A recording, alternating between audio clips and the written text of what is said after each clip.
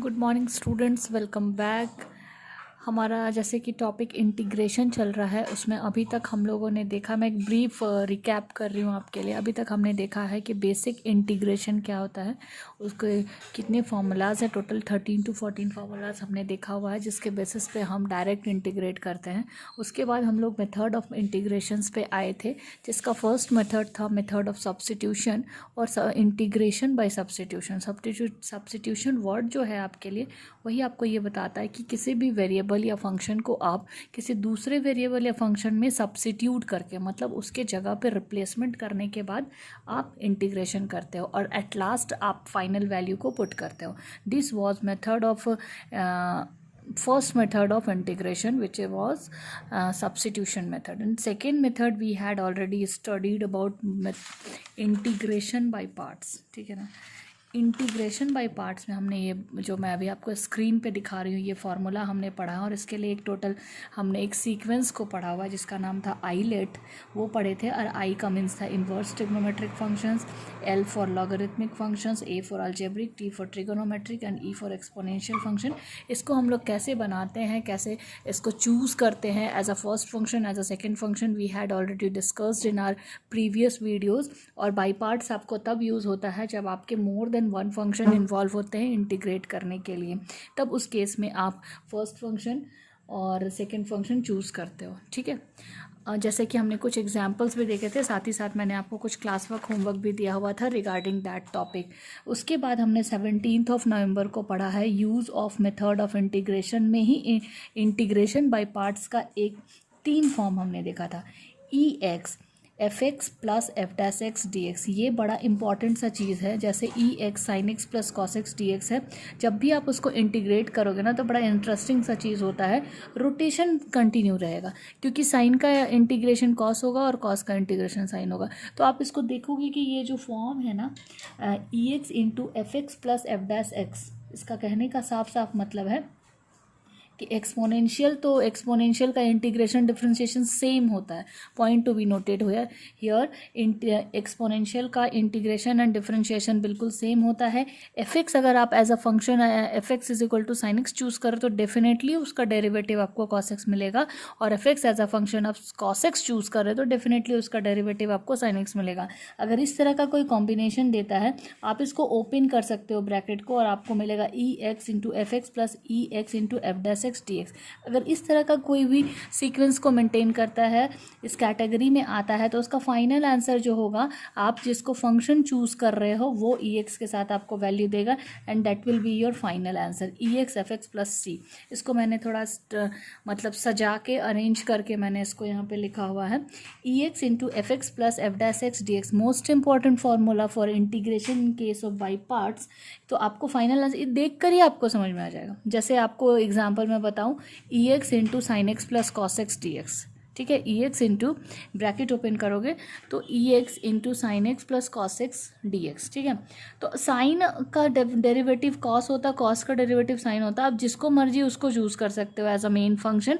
तो आपका final answer क्या होगा, ई एक्स तो होगा ही होगा, क्योंकि ई एक्स के बारे में हम लोग पहले भी डिस्कस किए कि ई एक्स बड़ा ज़िद्दी है, उसका डेरिवेटिव और इंटीग्रल दोनों का दोनों वैल्यू सेम होता है, वो तो साथ में रहेगा ही रहेगा। साथ में अगर आपने साइन एक्स को फंक्शन चूज़ किया तो e x sine x plus सी आपका आंसर होगा, और अगर आपने कॉस एक्स को फंक्शन चूज़ किया तो e x cos x plus सी आपका आंसर होगा। तो ये जो चीज़ है ना, वो बच्चे जब नहीं जानते, स्टूडेंट नहीं जानते इस फॉर्मूला के बारे में, तो आप क्या करते हो, इंटीग्रेशन जब करते हो, बाई पार्ट्स यूज़ करते हो, तो वो रोटेशन वाइज चलते जाता चलते जाता चलते जाता, और वो कभी एंड नहीं होगा। क्यों एंड नहीं होगा भाई? क्योंकि उसका फंक्शन का डेरिवेटिव प्रेजेंट है और ई एक्स का डिफरेंशिएशन इंटीग्रेशन सेम होता है, इसलिए वो कंटिन्यूअसली एक लूप फॉर्म करते जाएगा और उस साइक्लिक ऑर्डर में रोटेट करते ही चला जाएगा।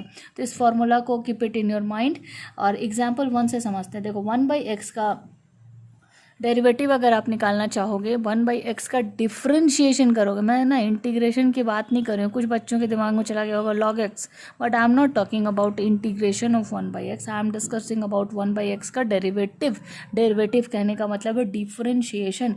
ई एक्स देखो भाई पहले से मौजूद है आपके क्वेश्चन में, 1/x का डिफरेंशिएशन करोगे तो आपको आएगा -1/x², टोटली एकदम फुल्ली डिट्टो आपको फॉर्म यहाँ प्रेजेंट है, ई एक्स है, एफ एक्स है और एफ डैश डैश एक्स है, तो आपका फाइनल आंसर क्या होगा, e x 1/x plus c, e x into function plus c. ठीक है, तो फाइनल आंसर देखो मैंने क्या लिखा, e x divided by x plus c. आप करके भी देख सकते हो, बाई पार्ट्स यूज़ करके भी देख सकते हो, नहीं भी यूज़ करके देख सकते हो।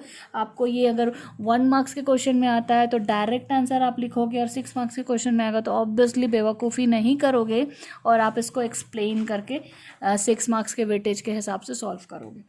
ये आपके फाइनल्स का मतलब पॉइंट ऑफ व्यू से मैं बात कर रही हूँ।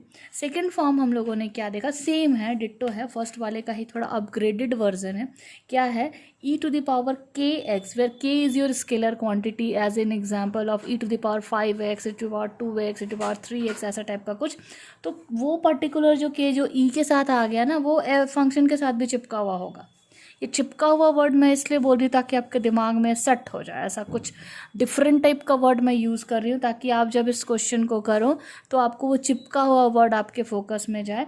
मैंने क्या कहा आपको, ई एक्स से सिंपल वर्जन से थोड़ा सा अपग्रेडेड है, इसमें स्केलर क्वांटिटी को मल्टीप्लाई किया गया है, where which is shown as और shown by small K, where K will be anything, कोई भी नंबर, माइनस प्लस एनीथिंग हो सकता है, E to the power K X K into F x plus F dash x D x.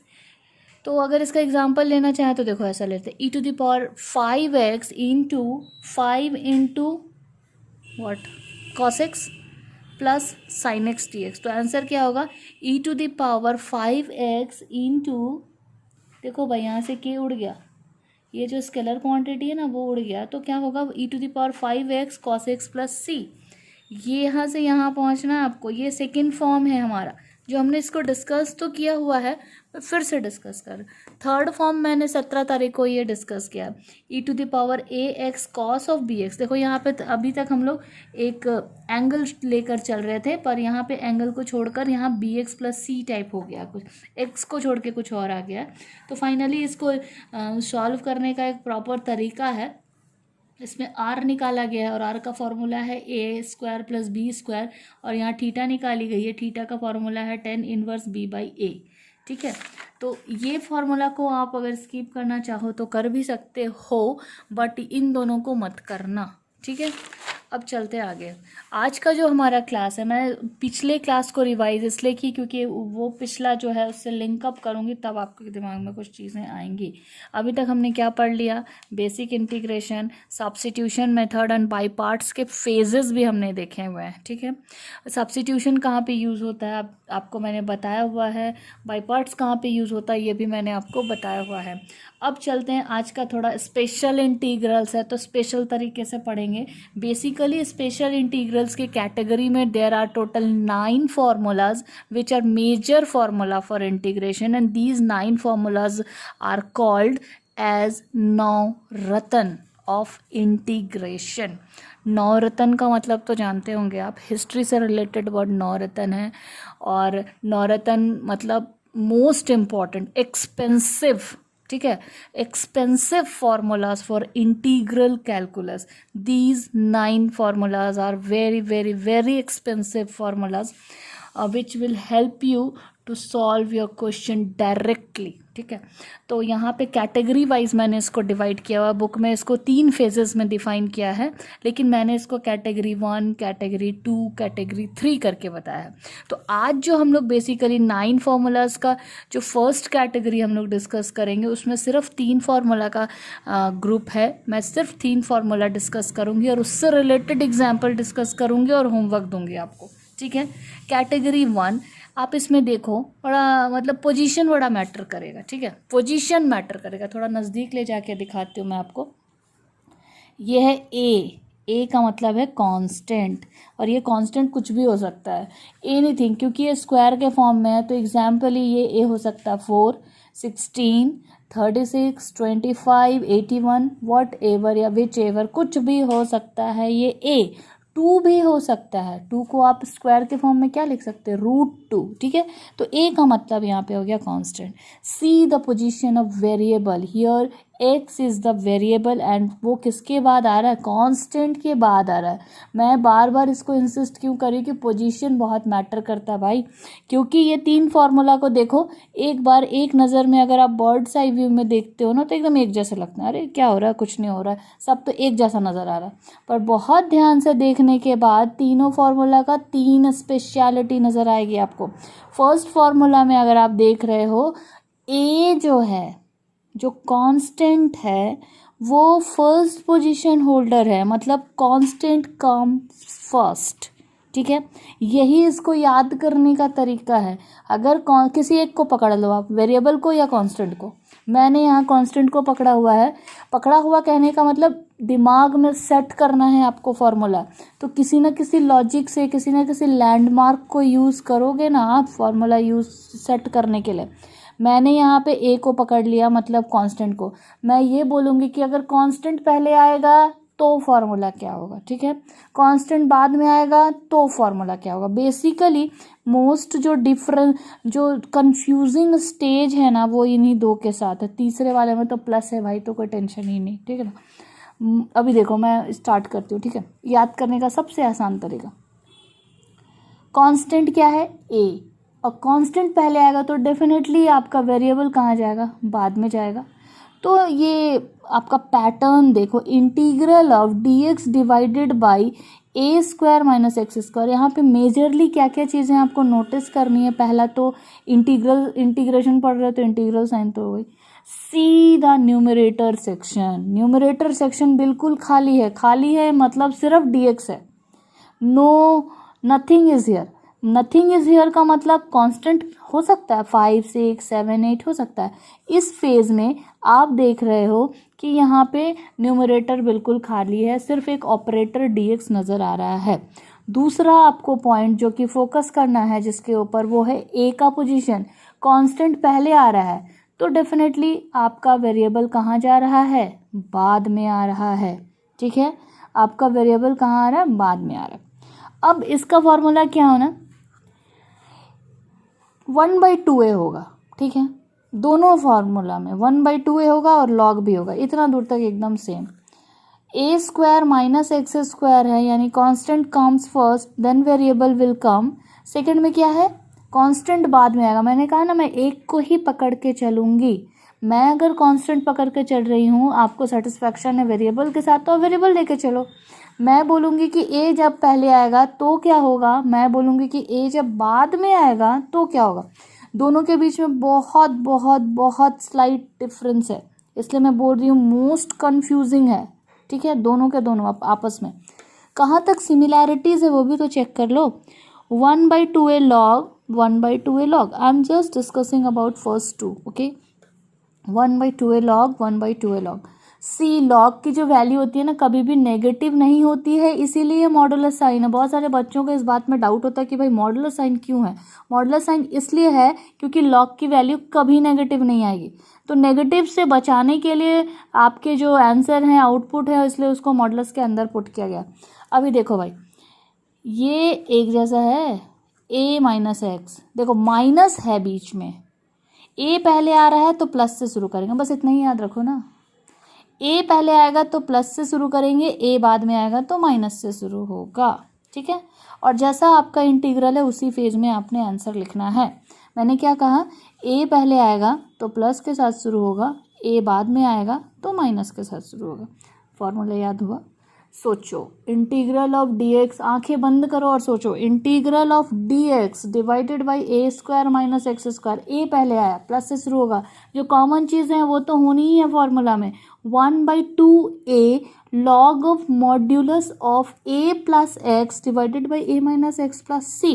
और अगर a बाद में आएगा तो 1/2a log of modulus sign x minus a divided by x plus a, ठीक है। माइनस के साथ शुरू होगा, और कब, जब a बाद में आएगा तब, और जब a पहले आएगा तो प्लस के साथ, प्लस सी। अब थर्ड वाले फार्मूला पे चलते हैं, थोड़ा देखते हैं। देखो भाई, बीच में प्लस का साइन है, तो ये formula, this formula can be written as integral of d x divided by x square plus x a square, और integral of d x divided by a square plus x square, ठीक है। क्यों ऐसा हो सकता है? क्योंकि बीच में प्लस का साइन है, कुछ भी हो सकता है। वेरिएबल पहले वेरिएबल बाद में, कोई फ़र्क नहीं पड़ता। ए पहले ए बाद में, कोई फ़र्क नहीं पड़ता। अगर प्लस का साइन है तो आपने याद रखना है कि आंसर होगा tan inverse x. tan inverse में आंसर आएगा, ठीक है। पहले दो के बारे में मैंने आपको क्या कहा, ए अगर पहले आएगा तो प्लस के साथ शुरू होगा, ए अगर बाद में आएगा तो माइनस के साथ शुरू होगा। क्या शुरू होगा? आपका आंसर। आंसर किस फॉर्म में रहेगा? जिस फॉर्म में आपका क्वेश्चन है। ए माइनस एक्स तो ए प्लस एक्स से शुरू करेंगे, एक्स माइनस ए तो माइनस मतलब एक्स माइनस ए से शुरू करेंगे, ओके। एंड थर्ड वन, अगर प्लस साइन है तो tan इनवर्स एक्स बाई ए जाएगा। कहाँ कहाँ पे देखो भाई, ए जा रहा है, 1/a tan inverse x by a plus c, ठीक है। ये बेसिकली हमारे आउट ऑफ 9 3 नवरत्न फॉर्मूलाज हैं for today itself, and one by one we will do example, okay. मैंने एक और चीज़ कहा था आपको कि मैंने कहा न्यूमरेटर को ध्यान से देखो, ओनली dx dx dx नज़र आता है, कोई भी variable is not present at position of numerator. दूसरा इंपॉर्टेंट पॉइंट, बहुत इंपॉर्टेंट पॉइंट, वेरिएबल को जरा ध्यान से देखना। Variable is solo fully independent. किससे इंडिपेंडेंट है? कांस्टेंट क्वांटिटी के साथ इंडिपेंडेंट है। सिर्फ एक्स स्क्वायर नज़र आ रहा, देखो x square x square x square, उसके साथ कुछ नहीं गुना होना चाहिए। मोस्ट इंपॉर्टेंट, कुछ भी नहीं मल्टीप्लाई होगा। अब इस क्वेश्चन में चलते हैं। मैंने रेड कलर से कुछ अंडरलाइन किया है, देखो क्या। Integral of dx 1 - 4x square, 1 किसका जगह लिया हुआ है? पहला तो चेक करो कि किस फॉर्मूला से सिमिलर है, 1 2 3 फर्स्ट वाले से। a के जगह पे क्या है? 1, यानी a स्क्वायर के जगह पे क्या है? 1। और 4x स्क्वायर, भैया 4x स्क्वायर वाला फॉर्मूला तो हमने पढ़ा ही नहीं है, हमने तो सिर्फ x square x square x square पढ़ा है। तो अब 4 को क्या करो, निकाल दो बाहर। 4 को जब हम लोग बाहर निकालेंगे, see the formula which formula we are using here, मैंने इसको आपके सुविधा के लिए लिख दिया है। अब देखो, integral of dx divided by 1 - 4x square is equal to 1/4। भाई 4 हमने हटाना है ना, तो डिवाइड करोगे ना डिनोमिनेटर में, वो तो 1 के नीचे 4 जाएगा और 4 के नीचे 4 जाएगा, ये वाला गायब हो जाएगा, ये बच जाएगा। तो डिवाइड करोगे तो ऑब्वियसली वो बाहर भी तो निकलेगा ना, निकलेगा, नहीं समझे? न्यूमरेटर डिनोमिनेटर दोनों में 4 से डिवाइड कर दो। यहाँ क्या होगा? 1/4, यहाँ भी होगा 1/4, यहाँ पे होगा 4x स्क्वायर बाई 4, ठीक है। अब समझ में शायद आया होगा। तो 1/4, अब ये पूरा का पूरा किस पे चला गया? फॉर्मूला पे चला गया। a की जगह पे हो गया 1/2 का स्क्वायर माइनस एक्स का स्क्वायर। कांस्टेंट पहले आया तो प्लस के साथ शुरू होगा ना, तो a plus x divided by a minus x, और सीधा आंसर, डायरेक्ट आंसर आया, ठीक है। सेकेंड वाला जो है ना, वो सेकेंड फॉर्मूला को फुलफिल करता है। यहाँ पे देखो क्वेश्चन आपका फिर से 32/2 है। थोड़ा अजीब सा क्वेश्चन है भाई, 32/2 क्यों है? इसको 16 भी लिख सकते हैं, पर बुक ने 32/2 लिखा हुआ है, हमको लिखना है 16। ये सेकेंड फेज है। सेकेंड फेज का आंसर क्या होगा? अगर कांस्टेंट आपका पहले आ रहा है तो क्या होगा? कुछ गड़बड़ है क्या? एकदम गड़बड़ है। ए अगर पहले आ रहा है तो प्लस से शुरू होगा ना भाई, गलत, एकदम गलत। इसको मैं काट के लिख रही हूँ, प्लीज़ आप इसको पीडीएफ में क्लियर कीजिएगा, ठीक है। पीडीएफ में ज़रूर इसको क्लियर कर लेना। मैंने कहा था जब ए पहले आएगा तो हम लोग प्लस से शुरू करेंगे, ठीक है। तो यहाँ पे आ जाएगा 4 + x divided by 4 minus x plus C, this will be the right answer. ये वाला को कट कर दो और करेक्ट भी करो पीडीएफ नोट्स में, ठीक है। अब चलते हैं क्वेश्चन नंबर 3 के पास, जो कि प्लस साइन के साथ है। मैंने कहा कि प्लस है तो कुछ नहीं सोचना, tan इनवर्स के साथ इसका आंसर आ जाएगा। तो a की जगह पे क्या आएगा? 3, तो 1 ये फॉर्मूला था 1/a tan inverse x by a plus c, 1/3 tan inverse x by 3 plus c. बड़ा एकदम स्ट्रेट फॉरवर्ड सा चीज़ है। क्योंकि मेरा वीडियो 18 मिनट का हो गया है, मैंने सोचा नहीं था कि 18 मिनट चला जाएगा, लेकिन ये फॉर्म बहुत इंपॉर्टेंट है। मैं इसको इसके साथ नहीं डिस्कस करूँगी। 20 मिनट का पीडीएफ वीडियो बन रहा है, मैं इसको नेक्स्ट वीडियो में अपलोड करती हूँ आपको। ये बहुत इंपॉर्टेंट सेक्शन है, बहुत इंपॉर्टेंट सेक्शन है इंटीग्रेशन का। ये आपको हर एक चीज़ में दिखाई देगा, बाय पार्ट्स में दिखाई देगा, कभी कभी आपको पार्शियल में दिखाई देगा, कभी कभी स्पेशल में भी दिखाई देगा। तो मैंने यहाँ लिखा हुआ है ये वाला, ये है क्या चीज़? ये सिर्फ एक सिंपल सा चीज़ है, न्यूमरेटर में सिर्फ ऑपरेटर और डिनोमिनेटर में क्वाड्रेटिक इक्वेशन। सी क्वाड्रेटिक इक्वेशन है। अब इसको सॉल्व कैसे करना है? क्योंकि ये quadratic equation is not similar with any क्या बोलते हैं इसको फॉर्मूला, किसी के साथ नहीं मैच कर रहा। देखो ए स्क्वायर माइनस एक्स स्क्वायर ए स्क्वायर ऐसा है, बट ये थोड़ा अलग है। ये अलग को क्या करना है ना, इस 3 वाले सेक्शन में रिड्यूस करना है। इसका रिडक्शन करने के लिए हमें परफेक्ट स्क्वायर का फॉर्मूला पढ़ना पड़ेगा। मैं इसको डील करूँगी आपके साथ, लेकिन आज का वीडियो ऑलरेडी 20 मिनट्स हो चुका है, इस वीडियो के साथ कनेक्ट नहीं कर रही हूँ, नेक्स्ट वीडियो अपलोड करूँगी। Thank you.